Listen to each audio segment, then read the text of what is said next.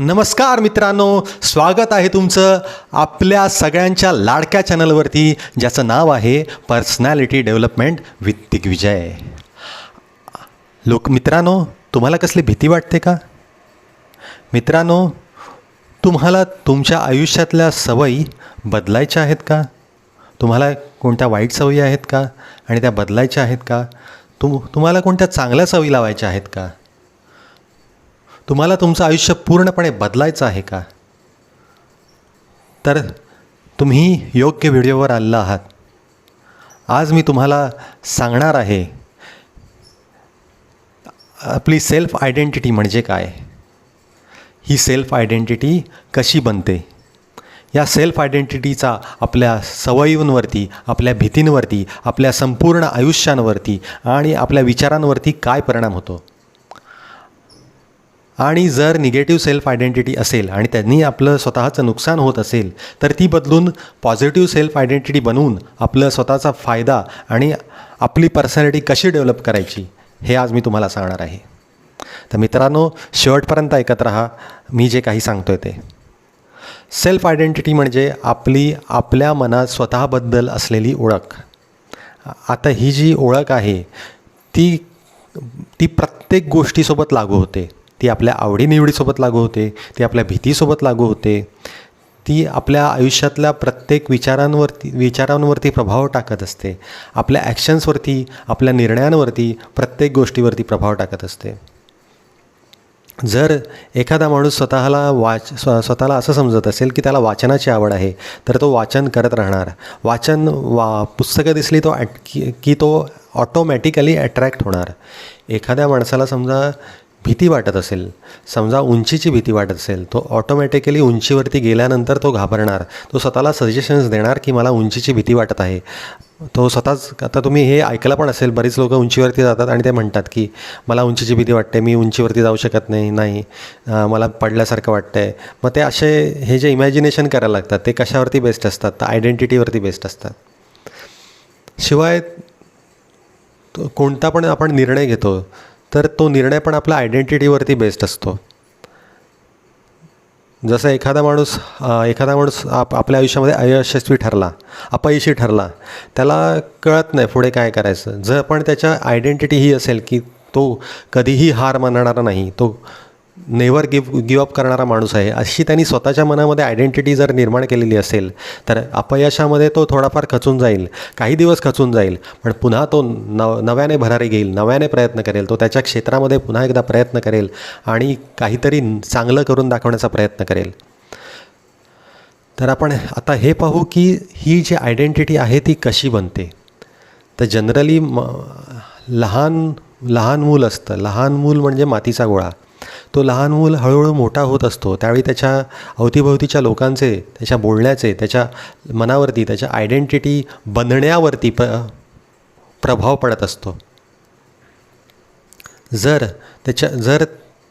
एखादी समजा त्याला कुठली तरी भीती वाटली, समजा उंदीर आला आणि त्याला भीती वाटली, तो घाबरतो, मी उंदीराला घाबरतो. आणि जर त्याला तसं चिडवलं गेलं की तू उंदराला घाबरतोस आणि त्याला सतत ते बोललं गेलं आणि त्यांनी ते स्वतः खरं मानलं, तर तो उंदराला घाबरणार आहे किंवा मोठेपणी तो बऱ्याच छोट्या मोठ्या गोष्टींना घाबरत जाणार.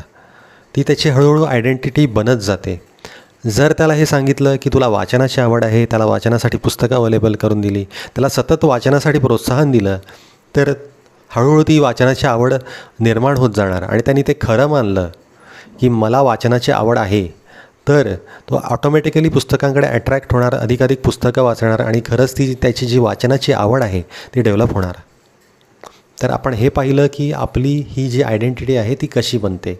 आता या आयडेंटिटीचा आपल्या आयुष्यावरती कसा परिणाम होतो, तर तुम्हाला मी काही उदाहरण देतो. जर एखाद्या माणसाला पब्लिक स्पीकिंगची भीती वाटत असेल, तर तो जनरली काय लोकांमध्ये जातो, त्याला भीती वाटते, ही आयडेंटिटी त्यांनी बनवलेली आहे, ती त्याला आठवते.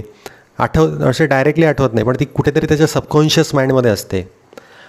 मग तो लोकांमध्ये जातो, आपोआप त्याचे सजेशन्स चालू होतात की मला लोकांमध्ये जाऊन बोलायला भीती वाटते, मी लोकांमध्ये जाऊन बोलूच शकत नाही, मी थरथरतो, मी हाकलायला लागतो, मी नीट धडपणे बोलू शकत नाही, एक वाक्य पूर्ण करू शकत नाही. आणि मग ते जे सजेशन्स आहेत ना, ते ॲक्टिवली काम करायला लागतात आणि त्याचे ॲक्शन्स पण तसेच व्हायला लागतात.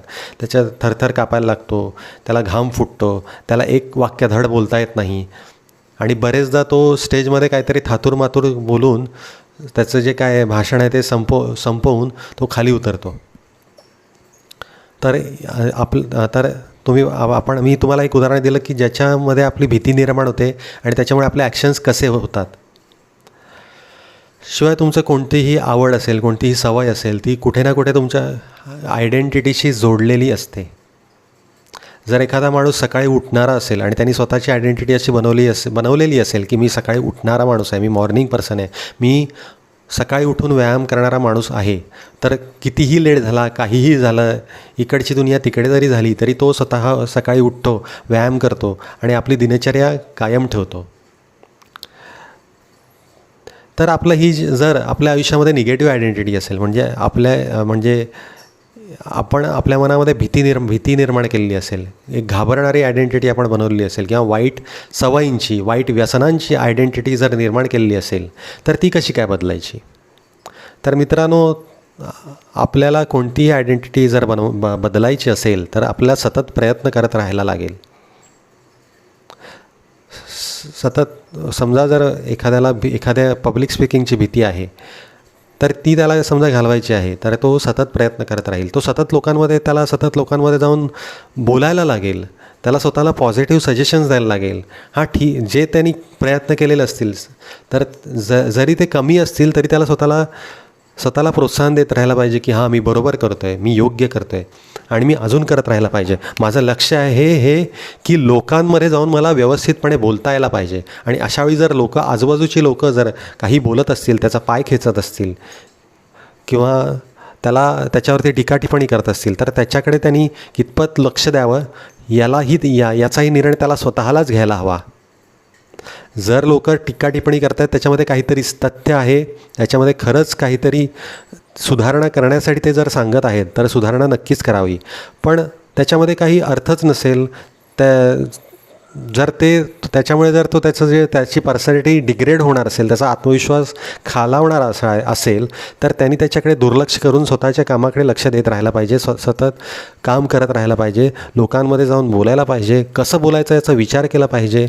शिवाय एक व्हिज्युअलायझेशनची टेक्निक आहे, ज्याच्यामध्ये तो व्हिज्युअलाइज करू शकतो की मी लोकांमध्ये जाऊन बोलतो आहे, छानपणे बोलतो आहे आणि मला अतिशय उत्तमपणे बोलता येत आहे, माझं म्हणणं मांडता येत आहे, मला जे काही मांडायचं ते मला व्यवस्थितपणे कन्व्हिन्स करता येत आहे. हे जेव्हा तो व्हिज्युअलाइज करेल, तर तेव्हा आपल्या एक ब्रेनमध्ये वायरिंग चालू होतं, म्हणजे आपलं ब्रेन चेंज व्हायला चालू होतो, ज्याच्यामुळे काय होतं की हळूहळू आपण त्या गोष्टींना फेस करण्यासाठी तयार होतो. आणि आपल्या ब्रेनला ही गोष्ट व्हिज्युअलायझेशन आणि ॲक्च्युअलमध्ये खरं घडलं आहे ह्याच्यातला फरक करता येत नाही. म्हणजे मी समजा एखादी गोष्ट इमॅजिन करत असेल, तर ती ब्रेनला खरंच वाटणार.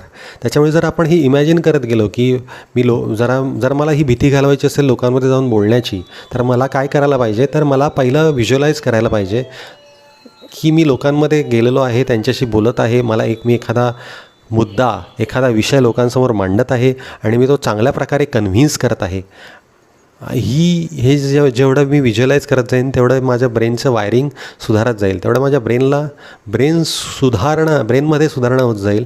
आणि 50-100 वेळा असं व्हिज्युअलायझेशन केल्यानंतर आपली जी ॲक्च्युअल लोकांमध्ये जाण्याची भीती आहे ती बऱ्याच प्रमाणात कमी होईल.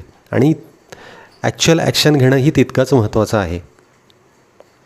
आणि ॲक्च्युअल ॲक्शन घेतल्यानंतर जर निगेटिव्ह अनुभव येत असेल, निगेटिव्ह अनुभूती येत असेल, तर ही न थांबता सतत प्रयत्न करणे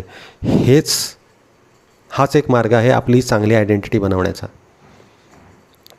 शिवाय समजा जर त्याच्यामध्ये खंड पडू शकतो, एखादी गोष्ट आपण करत असू तर ती कन्सिस्टंटली होणं शक्य नाही आहे. मी ॲटॉमिक हॅबिट या पुस्तकामध्ये वाचलं आहे की सक्सेसफुल माणसांच्या आयुष्यातही बऱ्याच चांगल्या सवयींमध्ये खंड पडतो. ज्या पण प्रॅक्टिस करत असतात त्याच्यामध्ये खंड पडतो. पण काही दिवस खंड पडल्यानंतर ते परत आपले जे सवयी आहेत त्याच्याकडे परत येतात आणि परत ज्या आपल्या सवयी आहेत त्या कंटिन्यू करतात. ते जास्त वेळ गॅप घेत नाहीत. 5 मिनिट, 5 दिवस, 10 दिवस, भारी 15 दिवस, पण परत ते पूर्ववत होतात आणि पुन्हा एकदा चालू करतात ती गोष्ट करायला. तर जोपर्यंत आपण अशी आयडेंटिटी बनवत नाही की मी स्वतः बदललेलो आहे.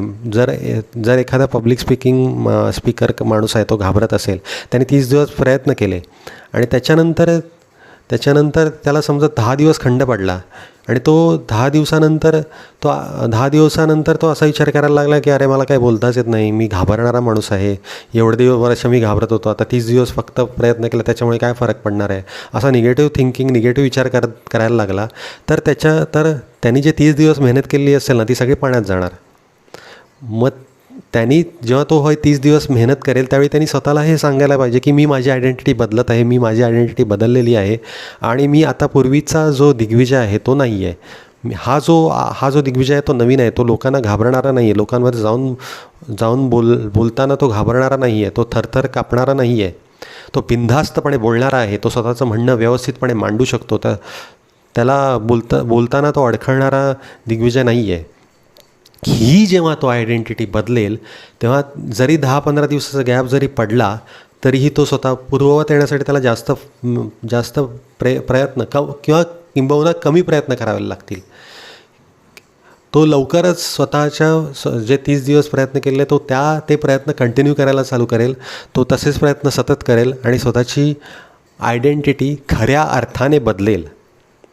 तर मित्रांनो, आज आपण पाहिलं की आपली आयडेंटिटी म्हणजे काय. आपली आयडेंटिटी जे आहे ते आपल्या भीतीवरती, आपल्या आयुष्यावरती, आपल्या सवयींवरती कशी काय प्रभाव पाडते आणि आपल्या जर वाईट सवयी असतील त्या कशा बदलायच्या, आपले जे समजा भीती असेल ती कशी घालवायची, त्यासाठी कसे प्रयत्न करायचे आणि त्यामध्ये आपल्या आयडेंटिटीचा रोल काय आहे हे अत्यंत महत्त्वाचं आहे. ते मी तुम्हाला सांगितलं. तर तुम्हाला माझा व्हिडिओ आवडला असेल तर त्याला नक्की लाईक करा, चॅनलला सबस्क्राईब करा.